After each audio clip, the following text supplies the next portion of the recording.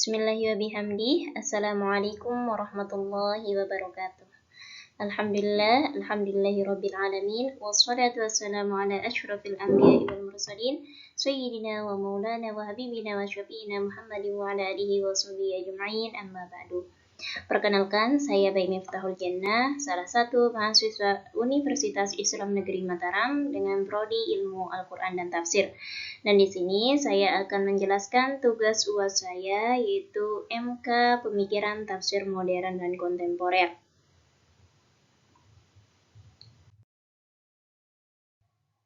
Di sini saya akan menjelaskan seorang tokoh pemikir Islam kontemporer, yaitu Muhammad Arkun.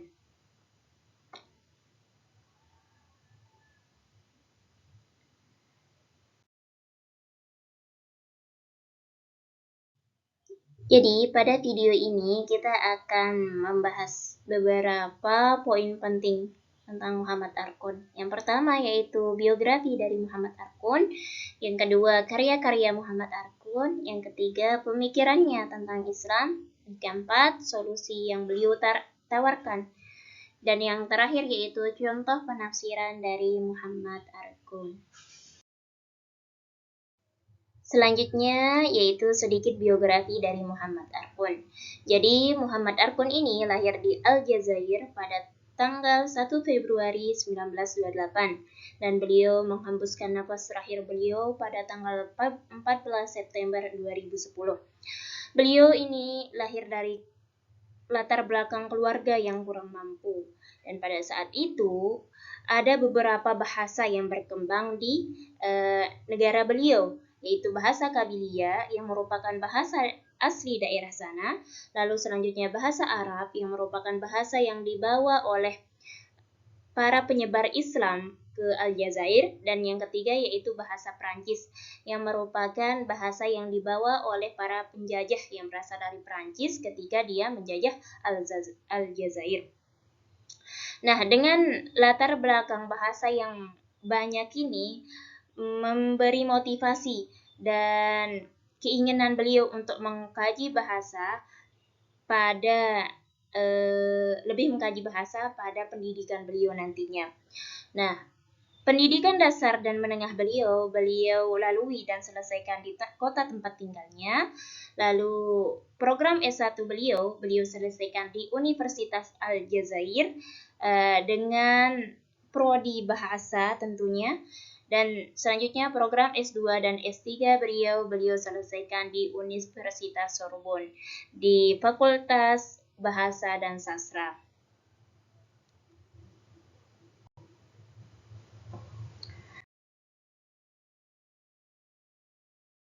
Nah, selanjutnya karya dari Muhammad Arkun. Jadi beliau ini terkenal juga dengan karya-karya beliau dan tulisan-tulisan beliau, yang dimana dikatakan buku dan artikel beliau itu hampir 100-an lebih yang beliau karang. Di antaranya yaitu Rethinking Islam, Lectures the Quran, For One Critique de la Religion Islamique, dan yang terakhir yaitu Al Islam Here the Mind. Nah, selanjutnya sekarang kita akan membahas tentang pemikiran atau pandangan Muhammad Arkun tentang Islam. Jadi menurut Muhammad Arkun, Islam sekarang ini telah mengalami ketertinggalan yang sangat jauh dari dunia barat, di mana kita juga merasakan hal tersebut sampai sekarang. Berbeda sangat jauh dengan peradaban Islam pada masa dinasti Abbasiyah, yang dimana pada saat itu Islam ini disebut sebagai kiblatnya ilmu pengetahuan. Jadi beliau beranggapan bahwa epistemologi Islam telah gagal membawa Islam dalam kemajuan. Nah, kenapa hal itu bisa terjadi? Jadi Muhammad Arkun memberikan dua alasan penting kenapa epistemologi Islam telah gagal membawa Islam dalam kemajuan. Yang pertama yaitu karena kejumudan Islam dalam berpikir. Jadi Islam ini belum berani membuka diri untuk berpikir lebih modern. hal tersebut yang menyebabkan Islam mengalami kemunduran baik dalam hal ekonomi, peradaban, budaya, dan lain sebagainya. Selanjutnya yaitu alasan yang kedua, karena Islam terlalu mengagungkan turats atau tafsir-tafsir zaman dahulu, yaitu tafsir-tafsir karya para mufassir pada abad kedua, ketiga, dan keempat Hijriyah. Sehingga beranggapan tafsir tersebut adalah kitab suci Al-Quran yang berupa wahyu Tuhan. Karena mereka terlalu mengagungkan tafsir tersebut, seolah-olah mereka beranggapan bahwa tafsir karya ulama pada abad kedua, ketiga, dan keempat Hijriah itu merupakan Al-Quran yang merupakan kitab suci dari Allah Subhanahu wa Ta'ala yang tentunya tidak memiliki kesalahan dan kekeliruan. Berbeda dengan tafsir hasil karya ulama, yang dimana para ulama juga manusia, yang tentunya mereka juga tidak luput dari kesalahan dalam menafsirkan ayat-ayat suci Al-Quran. Nah, oleh sebab itu, Muhammad Arkun memberikan beberapa solusi untuk menangani masalah yang telah disebutkan sebelumnya. Yang pertama yaitu dengan mendeskonstruksi atau membongkar ulang makna yang ada di dalam Al-Quran. Jadi jangan kita terlalu terpaku dengan makna yang diberikan oleh para mufassir pada abad kedua, ketiga, dan keempat Hijriyah. Nah, bagaimana cara kita membongkar ulang makna yang ada di dalam Al-Quran? Yaitu dengan menggunakan hermeneutika. Yaitu yang pertama, bagaimana teks itu turun pada masa itu, lalu bagaimana konteks atau sosial antropologis pada masa ayat itu turun, dan setelah kita mengetahui makna yang ingin disampaikan oleh ayat tersebut, lalu kita kontekstualisasikan dengan masa kita yang sekarang.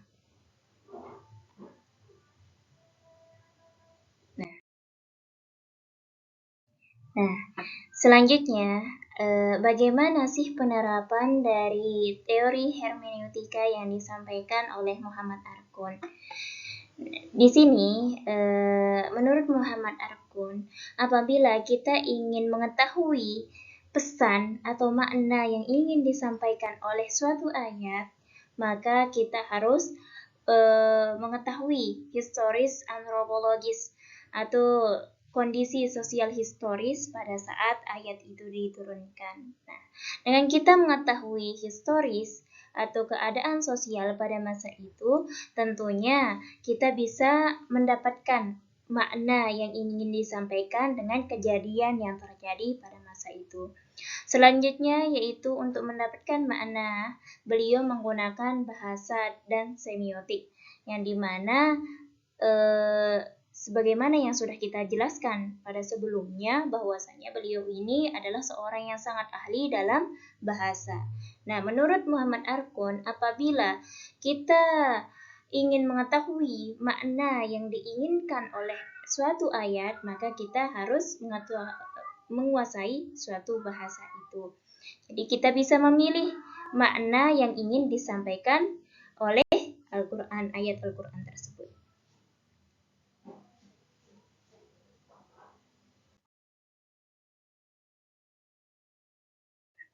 Selanjutnya, kita akan membahas tentang contoh penerapan penafsiran yang dilakukan oleh Muhammad Arkun. Di mana di sini saya mengambil surat Al-Fatihah ayat 7 yang berbunyi Bismillahirrahmanirrahim. Shiratal ladzina an'amta 'alaihim ghairil maghdubi 'alaihim waladdallin. Jadi di dalam tafsir Ibnu Katsir yang kita ketahui sampai sekarang, makna al-maghdub ini beliau artikan sebagai orang Yahudi, sedangkan ad-dallin ini beliau artikan sebagai orang Nasrani.